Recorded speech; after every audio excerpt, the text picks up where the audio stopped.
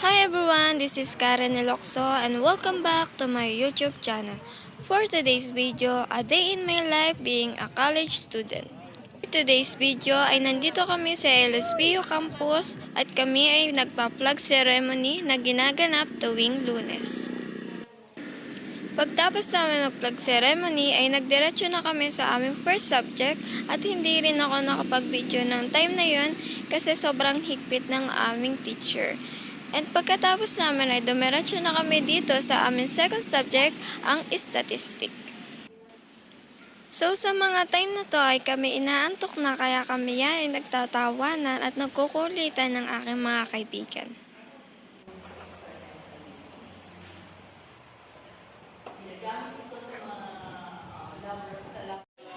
At pagkatapos ng klase ay kami ay nagpunta dito sa field para magtanim ng talong.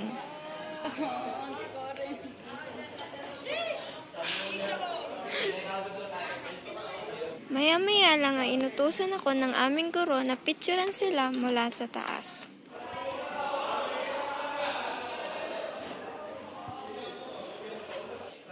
Pagkatapos ko mag-picture ay bumaba na din ako sa kanila para malaman kung anong mga dapat namin gawin.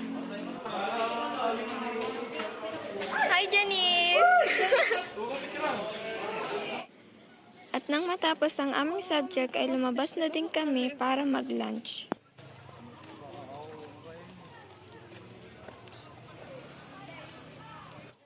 At dahil masisipag kaming bata ay nagawa muna kami ng aming mga assignment. Hanggang number 3 na lang ako sa economic decision. Nahirapan ako. Hindi mo nakahanapin ni Ma'am Is. At dahil masakit ang puso ng isa kong kaibigan ay siya'y umuwi muna. So dito katatapos lang namin kumain at naghahanap kami ng pwestuhan dahil sa dami ng estudyante dito sa campus. Nakakita kami ng magandang pwestuhan at maginhawa kaya itinuloy namin ang aming paggagawa ng assignment. Kulang sa lambing yan.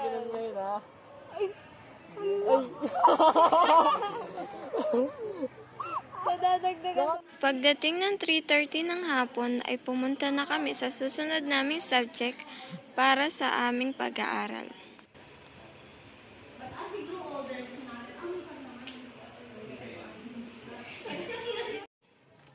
Pagkatapos ng aming klase ay kami ay umuwi na.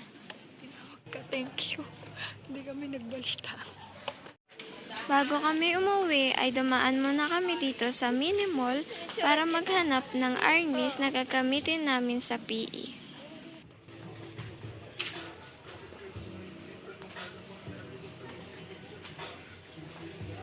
At dito na nagtatapos ang aking video. Salamat sa panonood. Bye-bye!